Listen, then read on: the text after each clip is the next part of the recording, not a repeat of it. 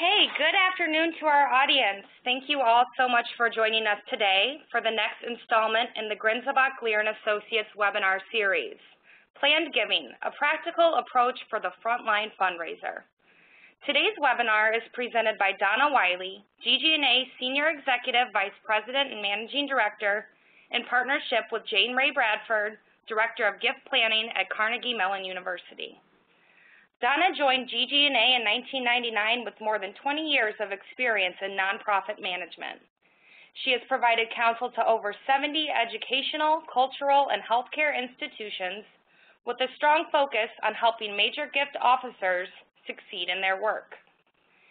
Jane has worked in higher education fundraising for more than 30 years, with much of that time in the area of planned giving. Her ability to work well with major gift officers has resulted in many collaborative, outright, and planned gifts. She also serves as a GG&A Consulting Vice President and has been successful in helping clients initiate, assess, or restart planned giving programs at a variety of institutions. Today's session will discuss simple steps that will work for the smallest shop as well as the largest. Tactics for motivating donors during uncertain economic times, and advice that's meant to increase your productivity as a frontline fundraiser while providing benefits to your organization and your donors.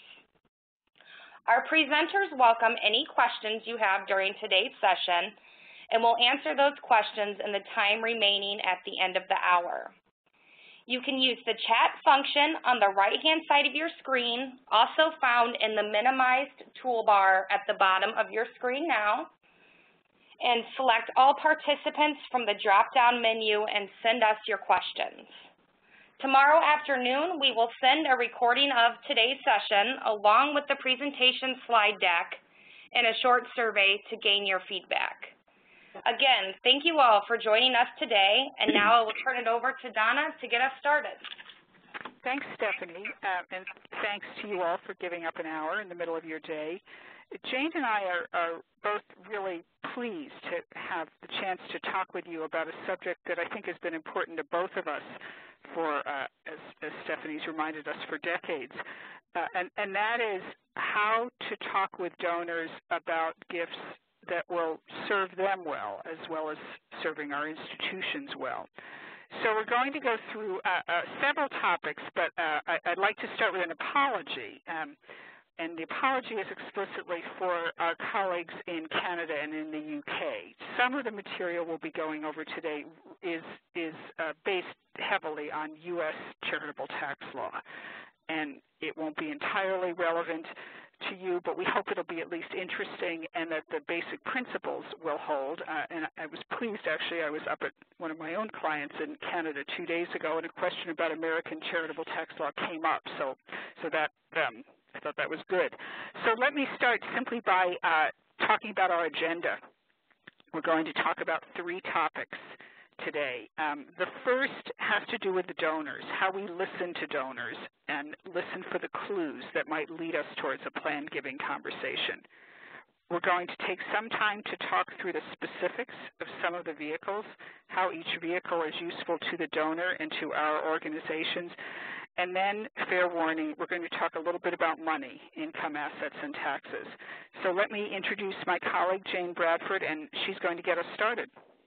Thank you, Donna.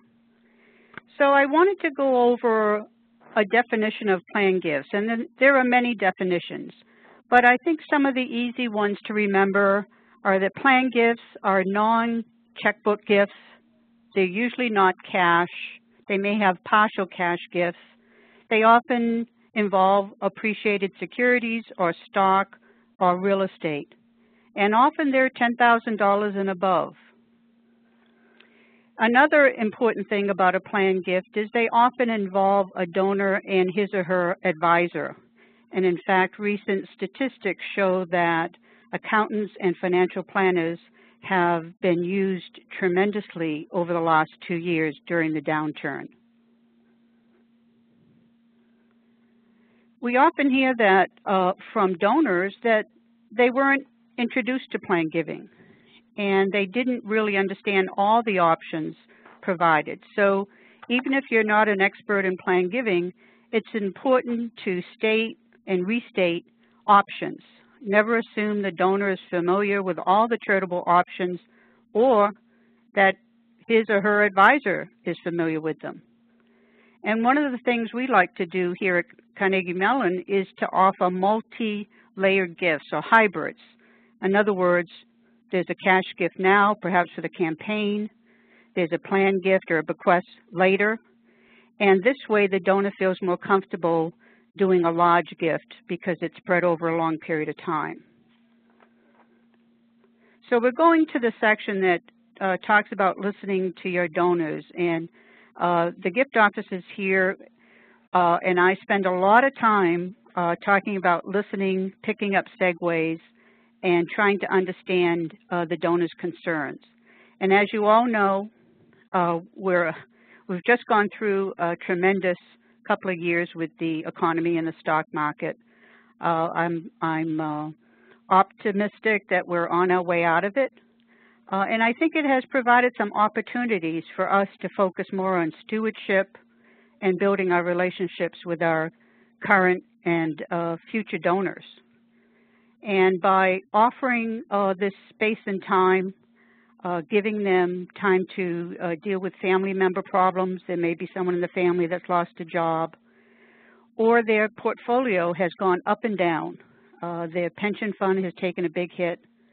I think this is the time to stick with them and to help them explore things that they could do slightly differently than they might have done. So perhaps they might consider a planned gift when they hadn't done so before. Again, I'm confident that we will have some type of an estate and income tax rate message from Congress by the end of the calendar year. And although donors may be more confident, I think they should be getting more confident. I think we have to continue to offer alternative methods for them to consider a variety of planned gifts and outright gifts. So I guess 3 questions for you to think about when you're visiting a donor is, are they truly interested in supporting your organization? I always feel that inclination is as important as capacity. And an individual can show inclination in a lot of ways. It doesn't have to be just a steady annual fund gift. They may be a volunteer. They may attend every event your organization offers. And there may be multiple generations in that person's family that have been involved with your charity. So these are all good indicators. Also, there should be evidence of some financial capacity, be it job. Donna's going to go into this a little later. Job, title, homes, a portfolio. I always love to hear one of our alumni say that he's distressed because he has to take his minimum required distribution this year because he's 70 and a half. That says to me he hasn't needed the income and he's having to take it now. So obviously he's a good prospect for us. If people are worried about the stock market, they have a stock portfolio. And obviously the best donors own their own companies or they have a family business. And also, is the person philanthropic? I always ask what other charities they support, what their spouse is involved with, who the spouse volunteers for, and it gives you a bigger picture. Definitely, people's risk tolerance has been lowered. So I think planned giving is a nice way of easing into a major gift, feeling safe. What do big donors want to achieve? There's been many studies out recently, and they want to return something. They want to help the world. They want to help their local community. And I think that's a big motivator, especially at universities if they've received scholarship. They want to give monies back to replace the monies that they used while they were an undergraduate. They want to support a cause they believe in. I think often your annual fund donors are good prospects and suspects. But often we get requests from people that have never given. So I think you've got to have a broad brush with your constituency and make sure you uncover every stone. And often donors want to make a difference. They want to have an impact on your organization with their gift. And it's important to find creative ways to engage them. Jane just talked a little bit about the U.S. Trust study that was conducted a few years ago. We at GG&A have also been paying a lot of attention to the studies that Bank of America has done. And just last week, in fact, the latest study, the 2009 study, was issued, and I really recommend it to any of you who are interested in learning more about how people of very high net worth think about giving and think about their relationship with society. It's very meaty information. But we pulled out just this one chart. We're not going to go through the whole study with you because we thought it was really interesting, simply looking at, as the footnote says, a big group, nearly 700 people, families rather, with average wealth of $12.6 million. So this is significant. It's a significant asset base represented here. And without going through every line, the takeaway is that a fair number of them have every variety of these special giving vehicles that we're discussing, with the highest number, of course, having charities in their wills. And I thought it was fabulous that 56% of this group has at least one charity in their estate plan now. But for us, I think the most important aspect of this chart is the gold part of each bar, which is the part of this each constituent group that would consider learning about charitable bequest, charitable remainder trust, donor-advised fund, gift annuity, all the kinds of things that we need to be prepared to talk about a little bit. So there's a lot of opportunity for us. Having said that, just to set the stage, we want to talk a little bit about how we listen to donors and what we're paying attention to as we as gift officers have a chance to meet people, often meeting them for the first time. And I always say to my own clients, we want to do our very best to meet our prospective donors in their natural habitats rather than in a neutral restaurant or hotel lobby, that kind of thing. Because our jobs in those first visits are really not to tell them everything possible about our cause and our institution, but to manage in a polite way to ask as many questions as we can and to learn as much about who this person is, how he or she thinks about his relationship with the world and the potential of charitable giving, and come away with a sense of, again, this person and how we could possibly connect. So what we've done here is to put together a bit of an inventory, sort of a 3x5 card list of the kinds of things we'd like to learn a little bit about if the opportunity presents itself. Obviously family, whether there is a family, how broad it is, and how important that family is to this person. Other charitable affiliations, academic institutions being the most obvious one, but all kinds of interests in the community. We need to look around and see what plaques are on the wall, what pieces of memorabilia are there that this person has chosen to pull out. We want to think a little bit about how this person chooses to live. And for those of us who work around the country, there's certainly regional styles.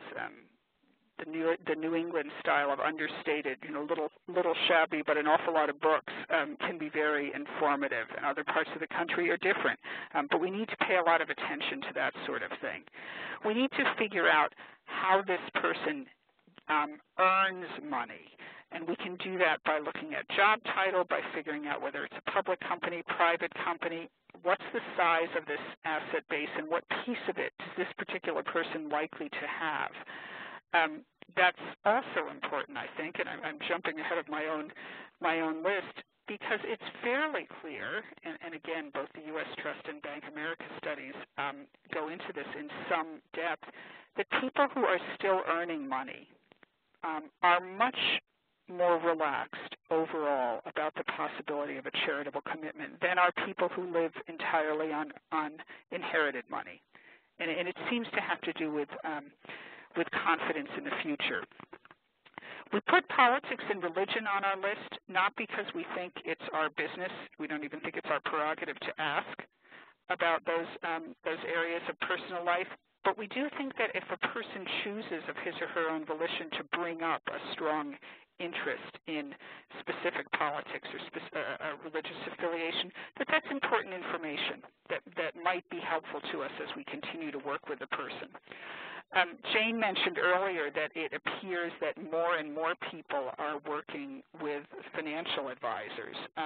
So again, we need to listen to, as we get to know our prospective donors, and figure out who's in the equation, who's out there who may be important and influential, and get a sense of when we should ask whether somebody else should be in the room.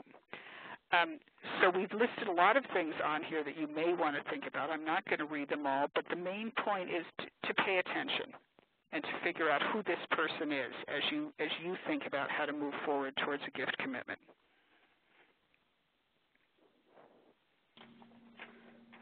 So let's talk about listening for clues when you're with the donors. And I know you all have examples of this that you have shared with colleagues. One of them, the first one is, I'm worried about not having enough to pay for medical care, which is a very real worry. On the other hand, if they're depending on income from a CD or a bond account, some of the planned giving instruments like a gift annuity might pay them higher income. So this is a possibility for a discussion. Or I'm helping pay tuition for a family member. The good news about that, it's a short-term proposition. And often you can think of instruments that might even help them pay it, like a short-term trust. Or delaying the solicitation for a couple of years when they're ready to consider a major gift and making a date for that time period. Or there's a family property that is the asset of choice, and they want to wait. The real estate market has been down, and they want to wait to make the gift. Or perhaps they should put it in their will now, or do a partial sale.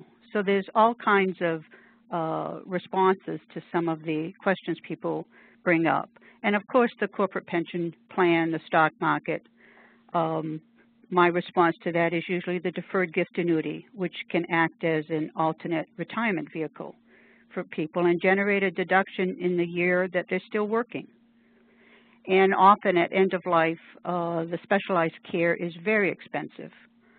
And again, it's depending on who the person is and what their assets are and whether a gift conversation is appropriate or a future bequest conversation is best.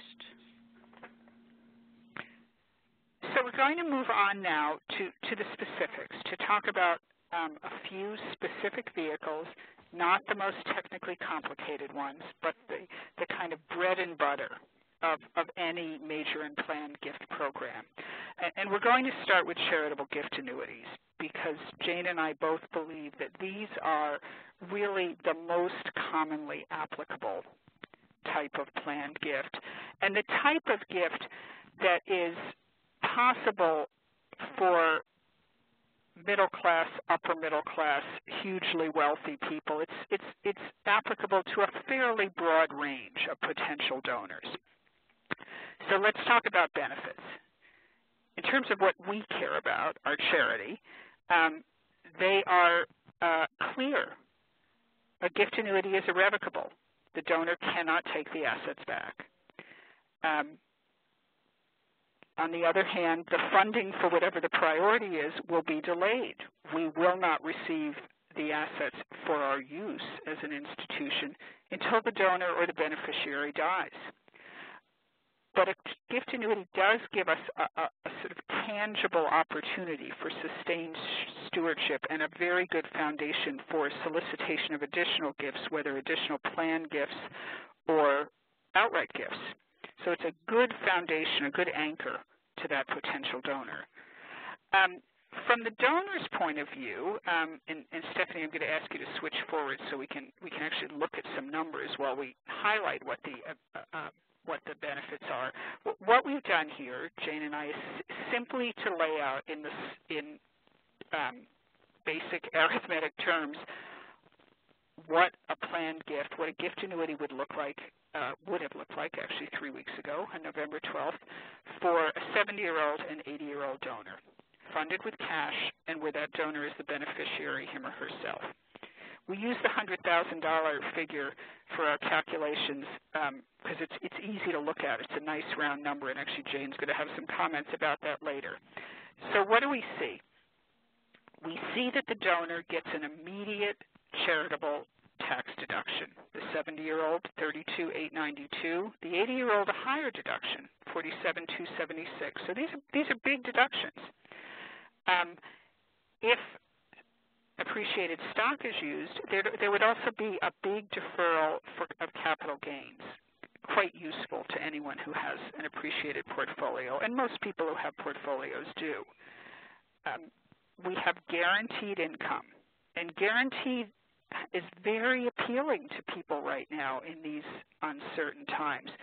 And guaranteed income and we followed the ACGA rates, the nationally recommended rates in these examples, where if people are looking at what they have in their money market funds or even a CD, an annual lifetime payout rate of 5.8% or 7.2% is many multiples of what seems possible. So this is a very, very appealing alternate retirement income strategy for a donor who has some principal to transfer. It's very, very appealing. Some of the payment is tax-free, as you'll see, but I'm not going to dwell on that detail. It's just another appealing aspect of it. So again, what kind of person chooses a charitable gift annuity? What's the profile of that kind of donor? Well, we often find that people who set up gift annuities, even though they may be incredibly wealthy, tend to show relatively few signs of wealth. These are not big consumers who seem to be spending a lot of money on their daily lives. And they tend to have a frugal tone. You know, we joke about this, that a gift annuity marketing brochure probably shouldn't look hugely expensive. It ought to have very big type, but it shouldn't be hugely expensive. They're often prudent or conservative investors. They're not going to be taking big risks generally, and they tend to hold their assets for a long time. So the potential for a high level of appreciation is significant. As I've said, they care a lot about retirement income. They also care about preserving their estate, the remainder of their estate, that is, for their family members. Often reliable annual donors. They may be couples or single donors. And they're likely to be a consistent donor, or as Jane said before, someone who you see a lot, someone who comes to events at the museum or is interested in the kind of public education programs you give, or someone, a docent in a hospital, somebody who has a routine, sustained connection to the institution. So let's look at a deferred gift annuity, which is attractive to someone that's still working. I'm sure you've visited people at their workplace and they say, oh, with the market and I'm 5 years away from retirement, I'll probably have to work longer and, I could have considered something, but I have to wait. Well, this is an alternative for someone that's charitably inclined, whereby they could set up a fund while they're still working, delay income. So they may want to work for another 10 years, another 15 years. And because they delayed receiving that income, they get a pretty attractive annuity rate, 12.3 in this case. And that's 12.3% of the original gift, the $100,000 gift, or $12,300 a year. The deduction can be taken in the year of the gift with the ability for a 5-year carryover, so most people would be easily able to take that deduction.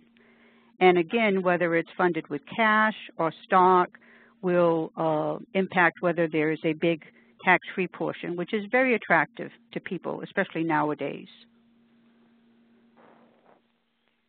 So let's look at, we've been talking about the gift annuity, but there are also separately managed trusts, remainder trusts, that many charities offer.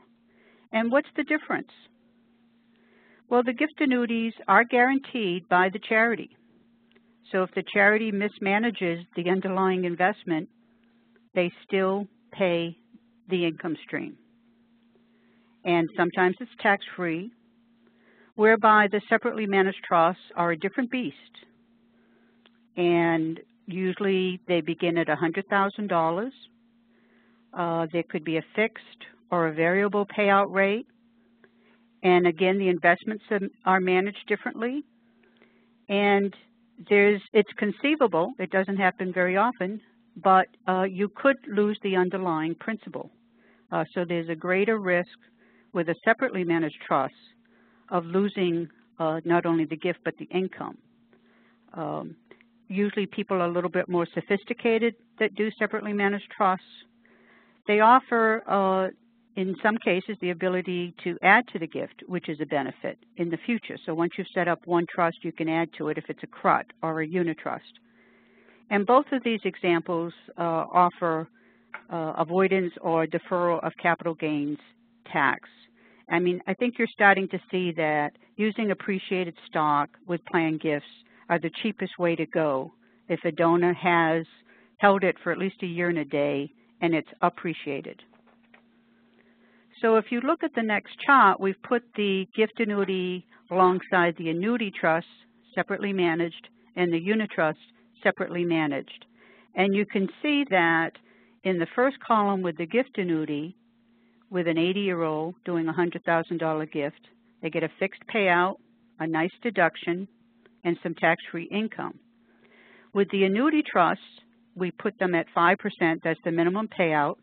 You get a higher deduction. So the lower the payout, the higher the charitable deduction. And some people feel that they really need the deduction more than the income in a particular year. They've had a windfall.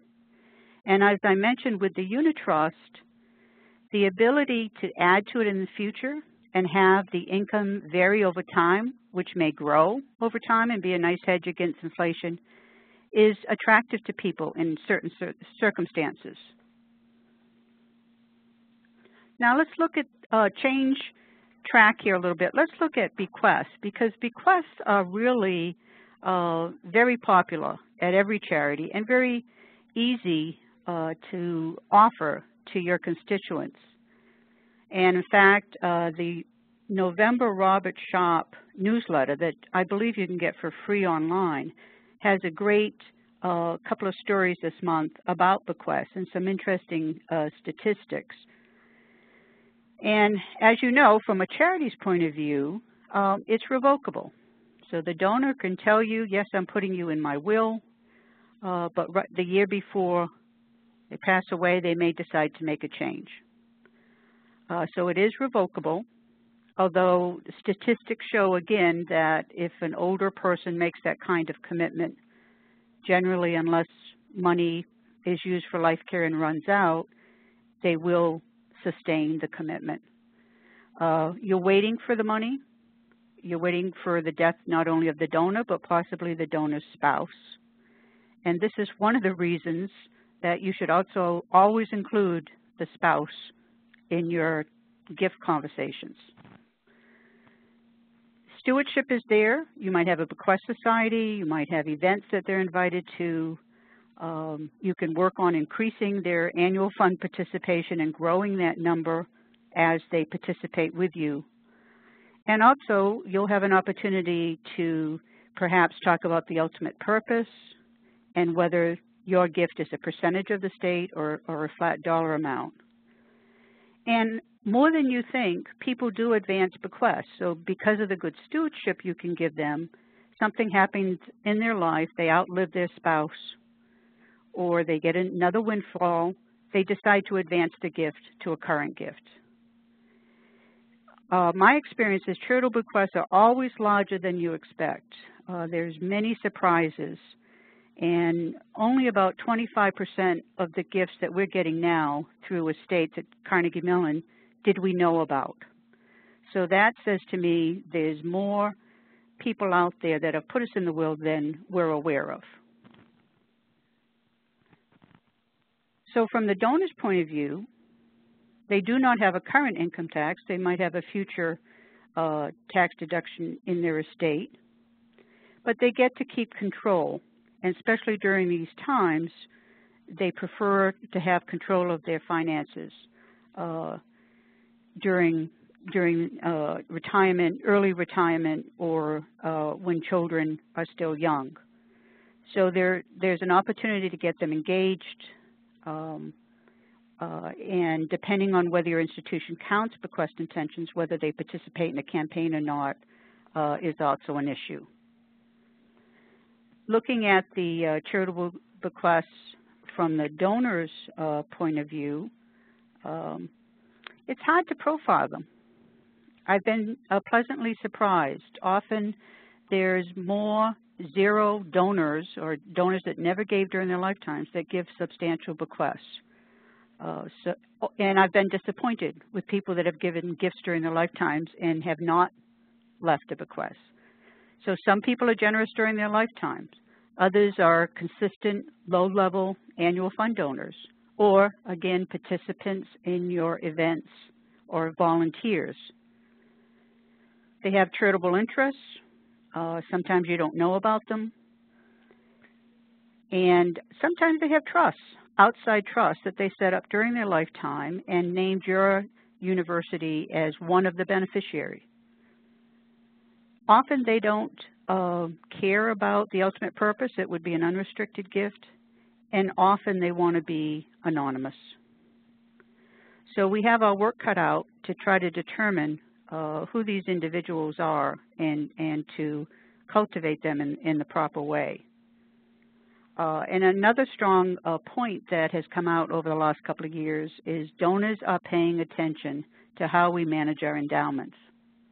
And they will make changes along the way if they feel a university is not handling their operating or in their endowment funds properly.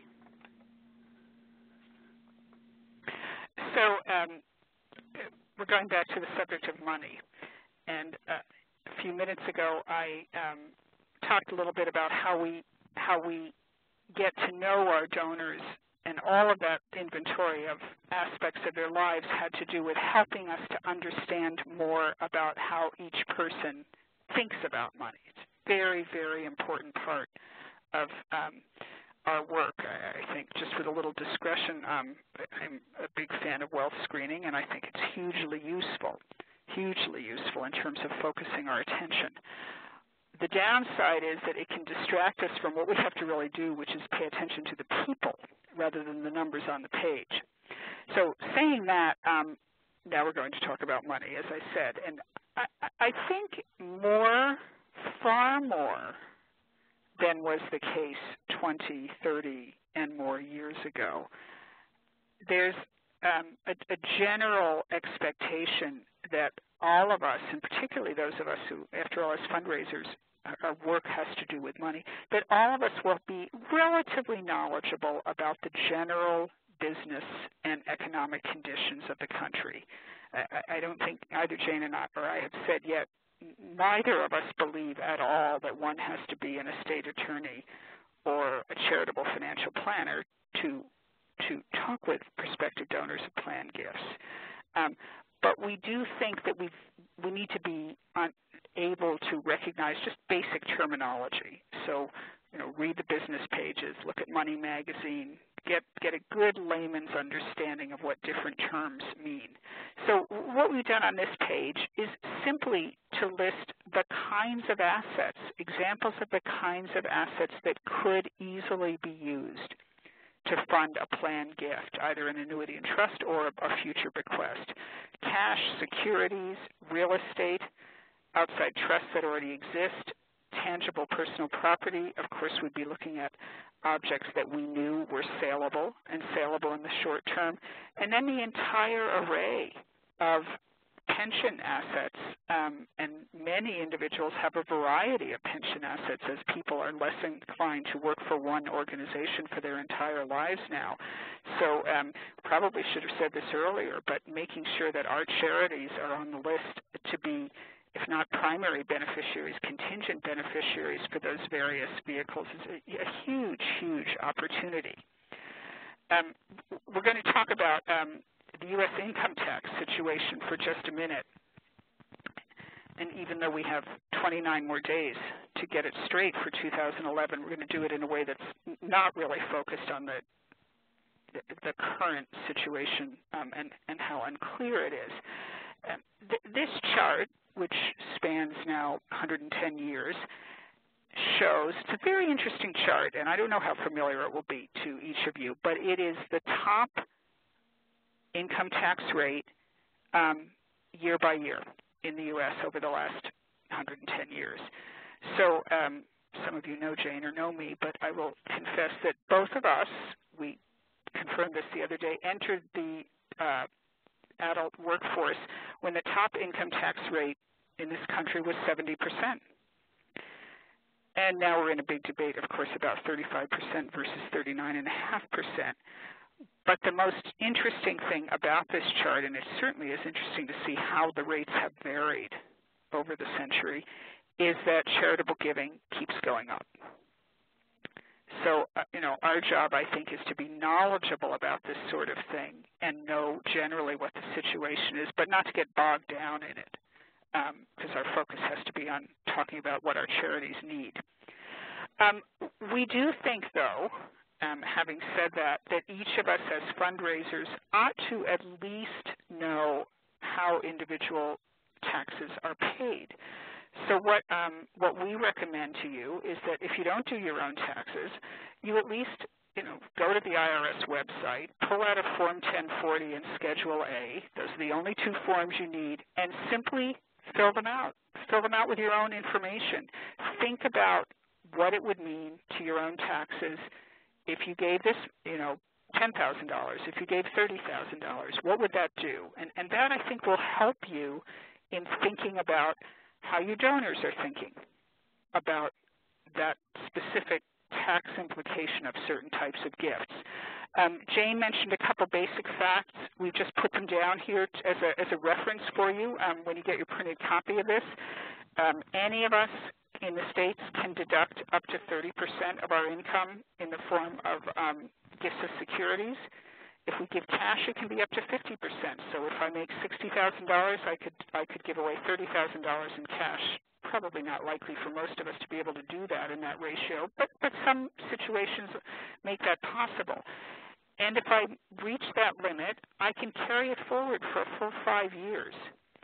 So this is very important to know if you're dealing with someone who's got a big tax windfall, who has sold a privately held business at a great profit, who's about to sell a second piece of property that has appreciated, that's been held for decades and has appreciated a lot.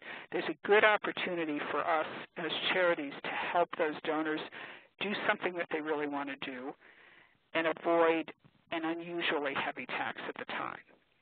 So that's all the details that we're going to talk about unless we have questions, and some people want to talk about others. But we're going to turn now, just as we're wrapping up, to a couple of very specific suggestions that we have to all of you. So for your consideration when you begin your solicitations with this all in mind, think about upping the example that you're going to send someone for a planned gift. So unless someone says, I want to do a $67,000 gift annuity this year, they may often say, send me an example of what a gift annuity would look like. Unless you feel that you're dealing with a single librarian, I often use a $100,000 example. It's easy to extrapolate the numbers to any amount, but it raises the sights of the donor. The other thing to consider is to do more than one type of example. So I might do $50,000 for a gift annuity and $50,000 for a pooled income fund, which is better for the charity. Or I may include an outright or an annual fund option.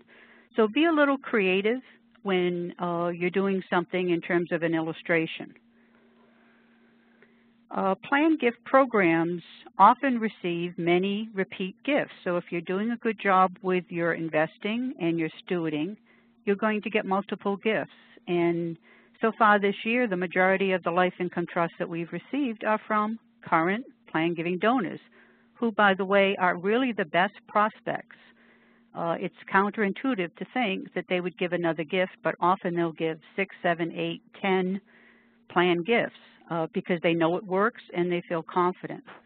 So intelligent stewardship in terms of getting back to the donor with information from various sources does encourage repeat donors.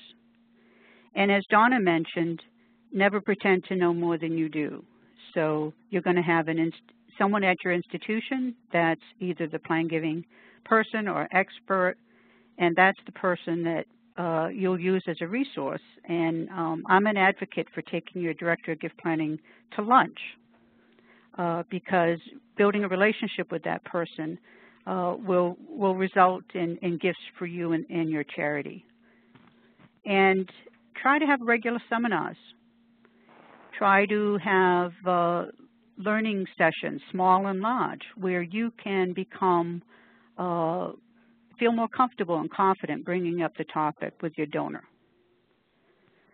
And in the next slide, I mentioned that you should always include the spouse or the partner. I think it's really important that you understand that this donor may be with you during his or her lifetime.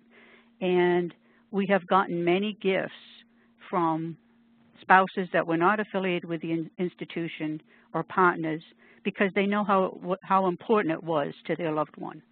So bringing in, or at least offering to have the spouse present when you visit is important. And ask about the spouse's alma mater or the spouse's interests. That will go a long ways. And don't forget to introduce that idea of multiple layered gifts over many years or various kinds of gifts at the same time. But especially keep it simple. And remember, the best planned gifts may result in an outright gift, or at least half of an outright gift. So just a few final comments, intentionally repetitive. You don't have to be an expert in charitable tax law to have these conversations about planned gifts. We simply think you have to have a basic understanding of money markets and income tax in your own environment. Just enough to stay in the conversation, and enough, as Jane says, that when a question is raised where you don't know the answer, it gives you the great opportunity to call back the next day and move that gift conversation along. We don't believe that it's a situation of major versus planned gifts. We don't support the notion that a planned gift donor is pigeonholed as a donor who will only give in a future sort of way from here until forever. We think that it's a moment of the time in the situation, and people who are great donors shift back and forth. And finally, and I think we haven't said this clearly enough, plan giving isn't just for old folks, and we worry about programs that don't start thinking about plan giving until someone is 75 or 80, when, to be perfectly practical, that estate plan may be made, and the donor may not wish to be thinking about mortality again, having gone through those considerations. We think everyone, pretty much everyone over the age of 50 is a planned gift suspect, and many will be prospects, and then that age range between, let's say, 55 and 65, when people are anticipating retirement and thinking about how their lives will be structured financially in the future, is the great time to get in there and have a conversation. So thank you all very much for listening to us for so long, and I think Stephanie's going to manage some questions and answers now. That's great. Thank you so much, Donna and Jane. That was an incredibly informative session. Again, to our audience, we're now on the shared screen mode, so you can see the chat function on the right-hand side of your screen. Feel free to send us your questions, and we'll try to get through as many as we can within the remaining time in the hour. So let's go ahead and jump right in. Jane, I have a great question for you. Okay. It is. I am the Director of Advancement for a small development operation, and along with my other duties, I am responsible for implementing a planned giving program. I have a limited time and budget. What can I do at the very least to begin a planned giving effort? Good question. There's a lot you can do, and I would recommend writing up a plan for a bequest program, a one-page plan, because if you don't have marketing dollars, you can start to put a sentence at the bottom of your annual fund appeal. I would like more information about a bequest for your charity. You can have a one-page document that your attorney helps you draft, which gives sample language for their attorneys to use. So there's all kinds of things you could do in a small way and yet would have a huge impact on your organization. Have a bequest society. And generally, Jane, this is Donna wanting to ask a question. Are you suggesting that for a small shop, particularly a one development officer shop, that focusing foremost on bequests is probably the most practical direction to take? Absolutely, because when you look at the statistics, the majority of planned gifts come through estates. And having a little blurb in your newsletter about making your charity the beneficiary of an IRA or other things is a very inexpensive way to really reap huge benefits. Great, thank you. And moving on to the next question. Donna, I'll toss this one over to you. Some of my gift officers are more comfortable with introducing the topic of gift planning with their prospects and donors than others. How would you bring the younger, less experienced gift officers up to speed in this area? I think that's a very good question, and it's an important question because it's easy when we're thinking about planned giving to get focused on the lovely little charts like the ones we were looking at earlier about various kinds of income and tax deductibility. But I think it's important to remember that whatever kind of planned giving we're talking about, someone's death is in the conversation. The donor or a beneficiary will have to die in most cases. I mean, there are lead trusts, there are some examples, but for most of the kinds of giving we're thinking about, it can be a difficult conversation, and I think the questioner used younger. I think it can be potentially particularly challenging for someone who is relatively young to broach that subject and possibly not appropriate. So I think if the question is what we can do as colleagues to help bridge that gap, I think it's a matter of coaching, and I think it's probably worth more time spent in small group discussions about different situations and how different prospective donors responded to various suggestions. Again, all to that same goal of helping each of us as a gift officer to think about this person or this couple and be quite sensitive to how our prospective donors are thinking about their own lifespan and how ready they are to talk about quite difficult issues in some cases with a relative stranger. Great, thanks, Donna. And Jane, I'm going to toss the next one out to you, and Donna, if you have anything to add, feel free. How would you use volunteers in the planned giving solicitation efforts? Oh, that's a good one. Yeah. Having a handful or a whole committee of planned giving volunteers is an asset. And when we were at Bryn Mawr, I recruited my committee with current planned giving donors. So they had made their own gift, so they were comfortable talking about it with their classmates. And I think getting solicited by a peer is certainly better than a staff member in most cases. Yeah, I agree. And actually, Jane, we hadn't confessed that you and I worked together at Bryn Mawr for, what, 6 or 7 years? It was a long time ago, but we did. And we hadn't talked about this, actually, in preparing for this session. I agree that the best planned giving volunteers are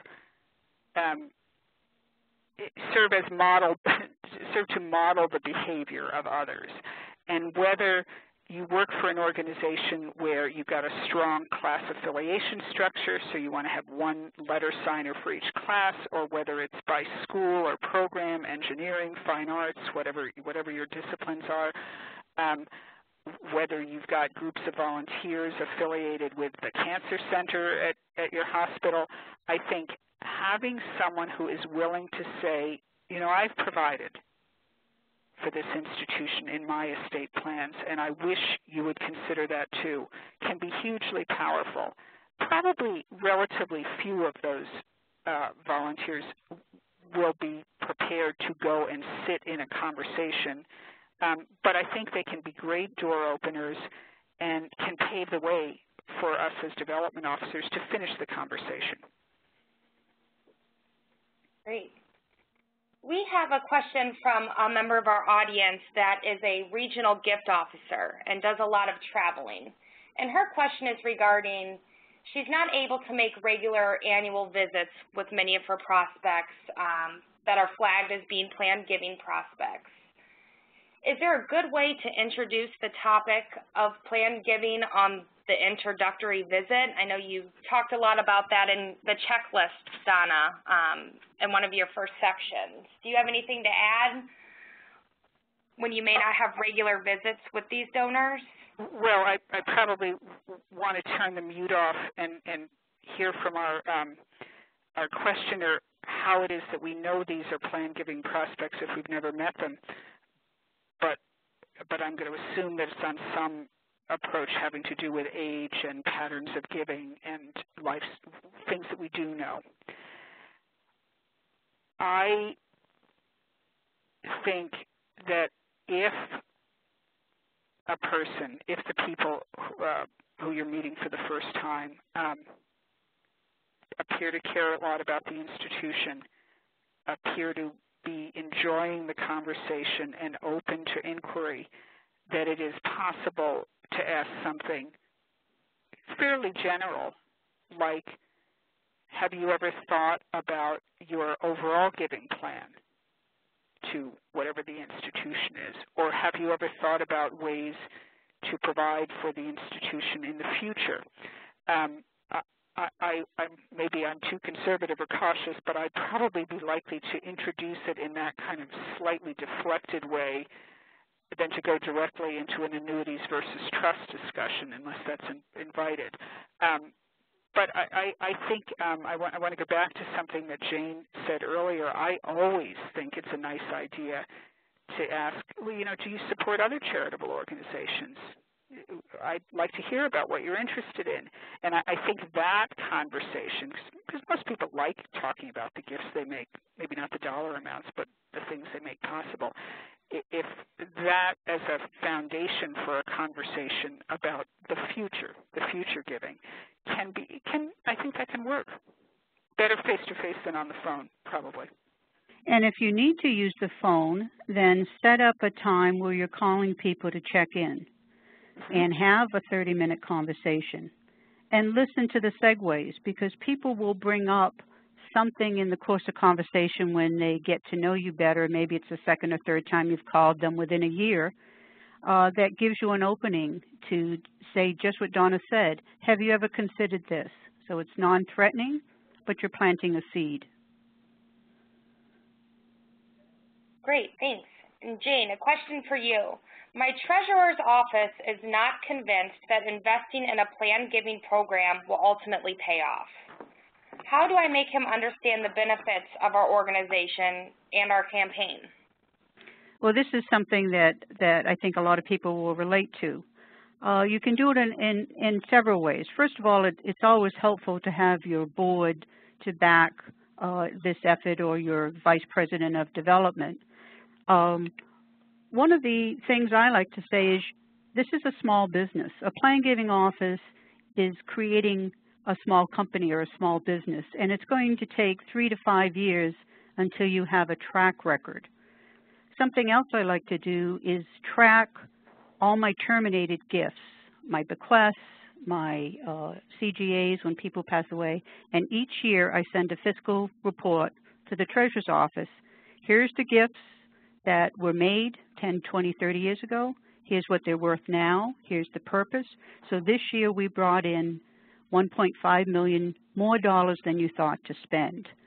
So I think it's making the case that this is something that's going to help the endowment and help the institution.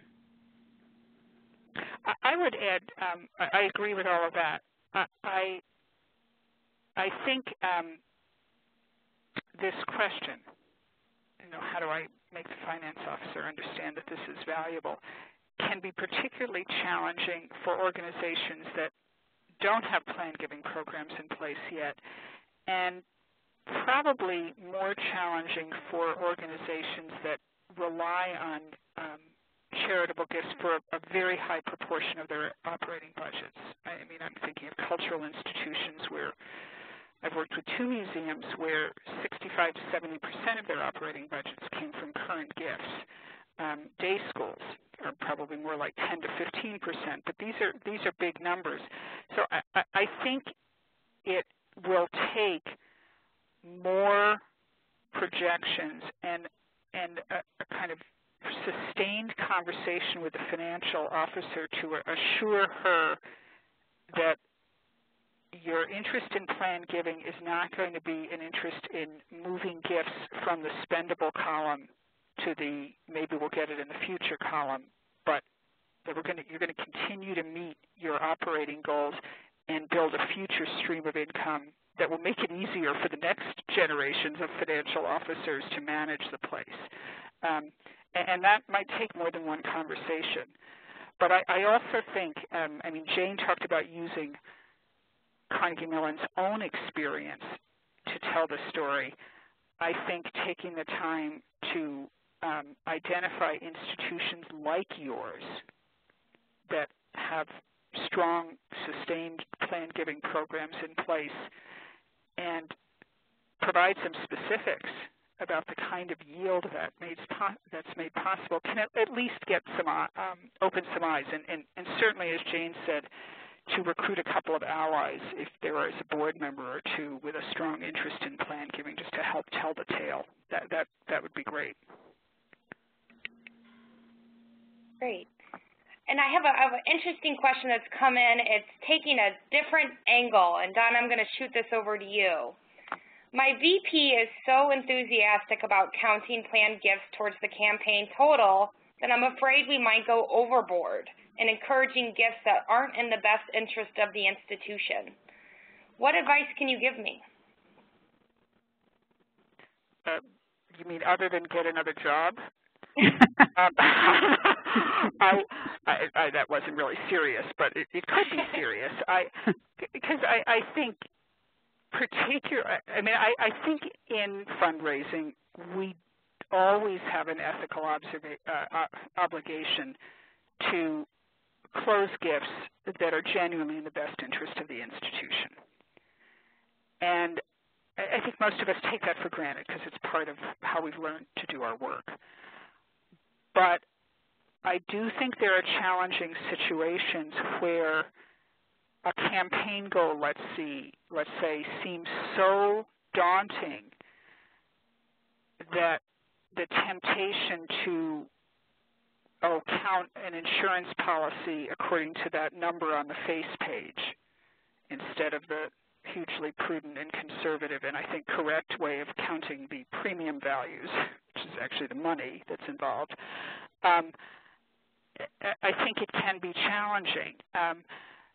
So I think in terms of working with a vice president, it's kind of a different version of the conversation we just had about the financial officer. I think it is in every institution's best interest to track planned gifts, future intentions, that is, not realized gifts, to track future intentions explicitly and separately in every kind of routine giving report so that we can always see, yes, we raised $10 million last year, but there's that $880,000 that won't come in for some year, won't be available for some years in the future, because that's a sort of internal education device.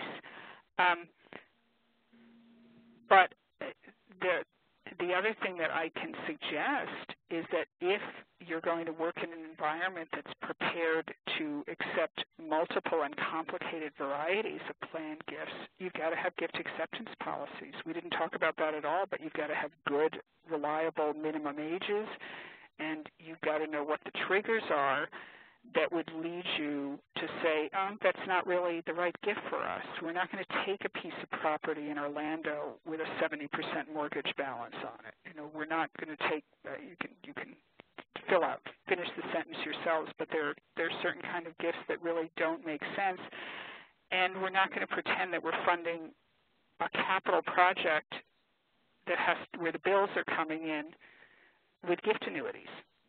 You know, because we've got to have the money. So, I mean, I want to go back to my first joke. I do think it's important for any of us who are development officers to make sure we're joining a group that subscribes to the best interests of the institution model. It's an important rule. Great. Well, thanks again, Donna and Jane. This brings us to the end of our hour today, and we received so many questions we could easily go on for another hour.